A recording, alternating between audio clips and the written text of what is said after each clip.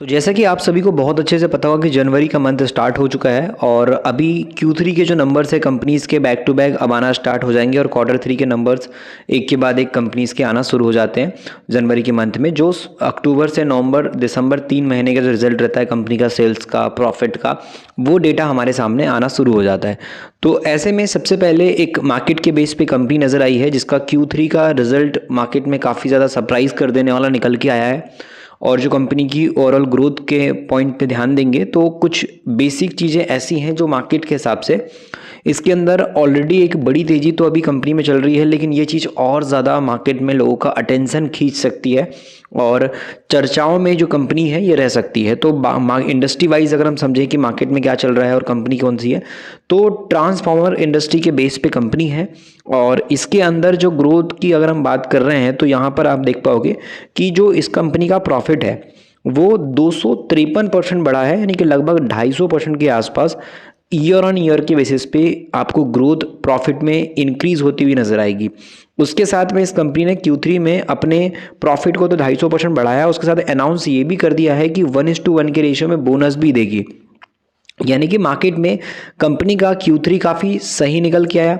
उसके साथ में कंपनी में एक बोनस की अपडेट भी नज़र आई है, तो इस वजह से बाज़ार में काफ़ी ये चर्चा में रहने वाला है और इन्वेस्टर ऐसी कंपनीज़ को देख रहे होते हैं जिनके अंदर कुछ बड़ी अपॉर्चुनिटी नज़र आए या शॉर्ट टर्म में कुछ इस कंपनी में डिमांड बढ़े।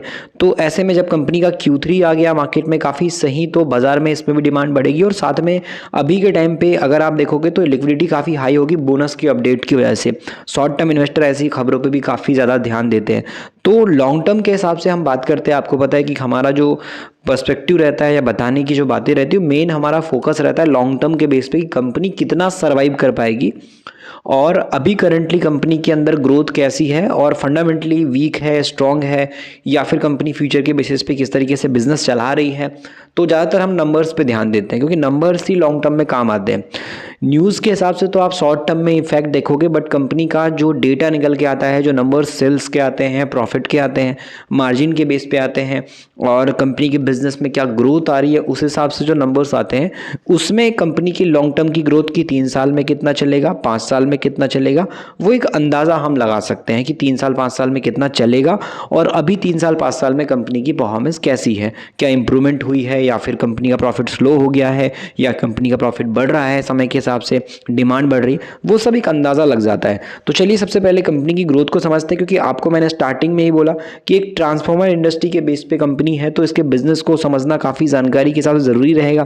क्योंकि हमने देख तो लिया कि Q3 कंपनी का 250% के प्रॉफिट से बढ़ा है, अब कंपनी 1:1 के रेशियो में बोनस भी दे रही है, लेकिन असल मायने में कंपनी कैसी है फंडामेंटली वो भी जानना ज़रूरी है। और कंपनी का जो डेटा है, बात की जाए तो अक्टूबर मंथ से दिसंबर मंथ तक का जो 3 महीने का कंपनी का सेल्स है, प्रॉफिट है, वो किस तरीके से निकल के आया है कंपनी के Q3 के बेस पे, उस पर थोड़ा सा नज़र डाल लेते हैं और कंपनी के फाइनेंशियल को थोड़ा अच्छे से समझने के लिए यहाँ पे देखने वाले हैं। बाकी ऐसा कुछ है नहीं कि आप उसको बाय ही कर लो, एजुकेशन के हिसाब से डिस्कस करेंगे, कोई भी एडवाइस नहीं रहेगी, क्योंकि फाइनेंशियल डिसीजन आपको एट द एंड में खुद के दम पे लेना होता है। क्योंकि अगर ऊपर जा रहा है तो प्रॉफिट आपका बनेगा, तो आप तो अच्छा कहोगे कि इस इंसान की वीडियो देखी हमने और हमने खरीदा तो प्रॉफिट मिल गया। लेकिन जिस टाइम पे लॉस होता है ना, तो फिर वहाँ पे याद आता है कि यार हमने इसके कहने पे इस कंपनी को खरीदा और आज हमको लॉस हो रहा है।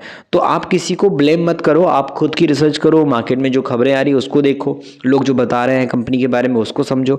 आपको लगता है कि अपॉर्चुनिटी कंपनी में है या 5 साल के बाद फ्यूचर अच्छा इसका ग्रो हो पाएगा, इंडस्ट्री वाइज कंपनी के हिसाब से हमको एडवांटेज मिल पाएगा रिटर्न का पोर्टफोलियो में, तो उस हिसाब से आपने एक थॉट प्रोसेस आप पहले मार्केट में सेट करिए। एकदम किसी के भी कहने पे आपको जल्दी ब्रेन वॉश अपना नहीं करना है, मैनिपुलेट नहीं होना है।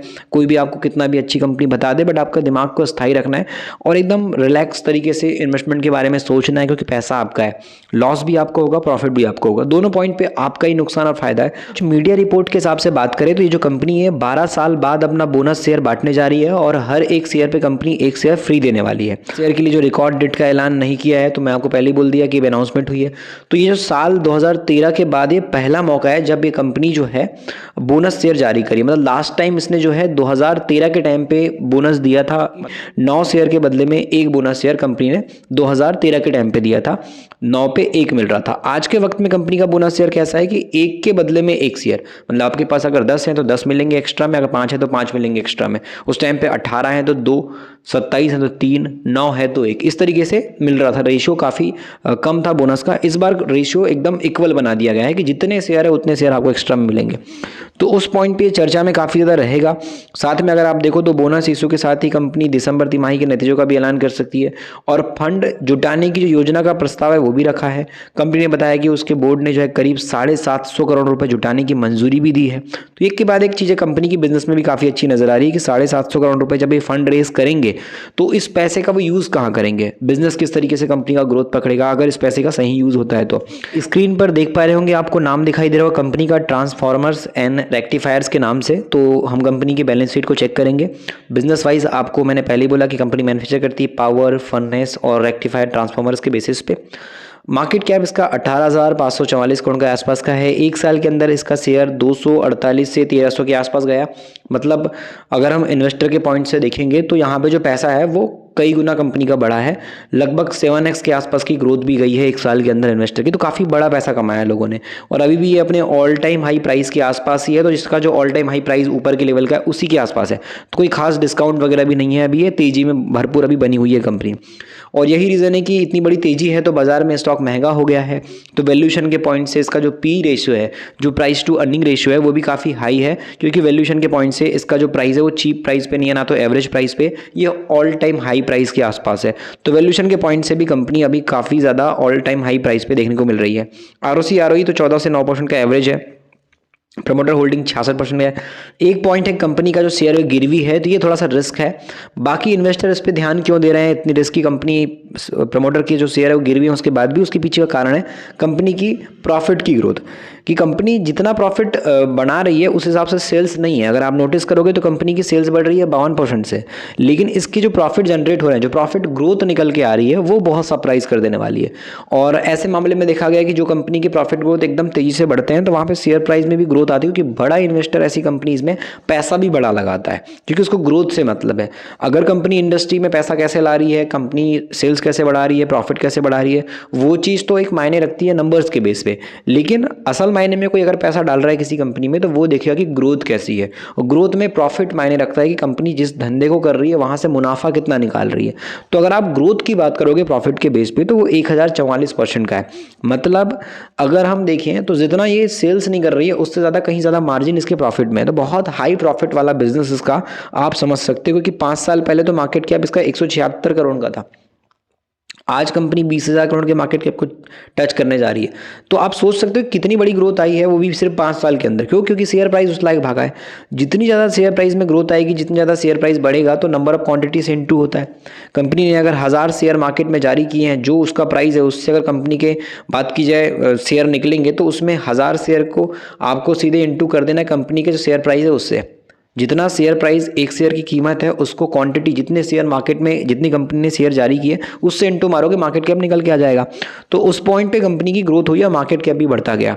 और 3 महीने के अंदर भी आप देखोगे तो 66% भागा है, 6 महीने के अंदर भी 62% भागा है। तो इन्वेस्टर के हिसाब से आप देखोगे तो ऑल टाइम हाई पे, और अभी भी आप इसका शेयर प्राइस देख सकते हो रॉकेट की तरह ऊपर ही जा रहा है। तो इस वजह से मार्केट में काफ़ी चर्चा में अब वापस से फिर रहेगा, क्योंकि ऑलरेडी तेजी है, पहले से ये भाग रहा है।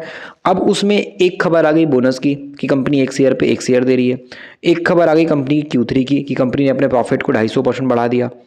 एक खबर आ गई कंपनी के फंड रेज करने की, कंपनी पैसा उठाने वाली बाजार से और पैसे का यूज़ करने वाली। तो ये सब न्यूज़ का इम्पैक्ट जो है वो काफ़ी पॉजिटिव बढ़ता है। तो उसी कारण से कंपनी अभी चर्चा में है और कर्जा भी कम किया, आने वाले रिजल्ट भी कंपनी के अच्छे आ सकते हैं, उम्मीद लगाई जा रही है। और साथ में अगर आप देखोगे तो यहाँ पे दिसंबर 2023 में कंपनी की सेल्स थी 369 करोड़ की। अब हम देखते हैं 2025 में जो कंपनी का Q3 निकल के आया है उसको। तो अभी आप सेल्स देखिए, दिसंबर तक की जो रिपोर्ट आई उसके अकॉर्डिंग कंपनी की सेल्स आ गई 559 करोड़। अब इसको अगर हम ऑपरेटिंग प्रॉफिट मार्जिन पे देखेंगे तो एक साल पहले कंपनी का ऑपरेटिंग प्रॉफिट मार्जिन हुआ करता था 10% का, अभी मार्जिन आ गया है 15% का। तो मार्जिन में भी इम्पैक्ट है। प्रॉफिट देखते हैं तो कंपनी एक साल पहले प्रॉफिट दिसंबर में कर रही थी 2023 में 16 करोड़ का, अभी कंपनी का प्रॉफिट आ गया 55 करोड़ का। तो ग्रोथ आप देखो प्रॉफिट में रुक नहीं रही है। यही चीज़ आप इसको ईयरली बेस में देखो, 14 करोड़ का प्रॉफिट था कंपनी का आज से 3 साल पहले, 2 साल पहले 42 पे आया, 1 साल पहले 47 पे आया, अभी कंपनी का प्रॉफिट 164 करोड़ पे है। तो आप सोचो कंपनी के अंदर ग्रोथ कैसे नहीं होगी। जब इतना ज़्यादा प्रॉफिट चल रहा है कंपनी का, ऑल टाइम हाई पे कंपनी की सेल्स आ गई, ऑल टाइम हाई पे कंपनी के प्रॉफिट आ गए, तो ऐसे में कंपनी के अंदर बड़ा इन्वेस्टर क्यों ध्यान नहीं देगा। और यही रीज़न है कि 1 साल के अंदर इजीली 349% और 2 साल 3 साल वाले इन्वेस्टर को 227% के CAGR का बेनिफिट इससे मिला है। और मार्केट के अंदर अगर आप शेयर होल्डिंग के बेस पे देखोगे तो आपको दिखाई देगा कि इसके अंदर प्रमोटर 66% है, FIS 4 से 8 पे आए, 8 से 9 पे आ गए, DIS 1% से 6% पे आया, 6% से 7% पे आ गया। तो बड़े प्लेयर्स इसमें इंटरेस्टेड नज़र आ रहे हैं, पब्लिक इससे माल बेच रही है, तो उसी वजह से कंपनी चर्चाओं में है। इसको हमने एजुकेशन के हिसाब से डिस्कस किया है। मार्केट अगर आपको सीखना ही है तो मैं आपको पहले भी बोलता हूँ कि ई बुक पढ़ो, जिसमें आपको एकदम नए लोग हो तो काफ़ी सारी जानकारी पढ़ने को मिलेगी, शुद्ध हिंदी में अवेलेबल है और हमेशा की तरह आपके लिए लिंक डिस्क्रिप्शन में अवेलेबल रहती है। तो मार्केट के बेस में बारीकियों को समझना है, एक आम आदमी कैसे इन्वेस्टमेंट की जर्नी स्टार्ट कर सकता है वो सब समझना है, तो फिर आपको इसको पढ़ना चाहिए।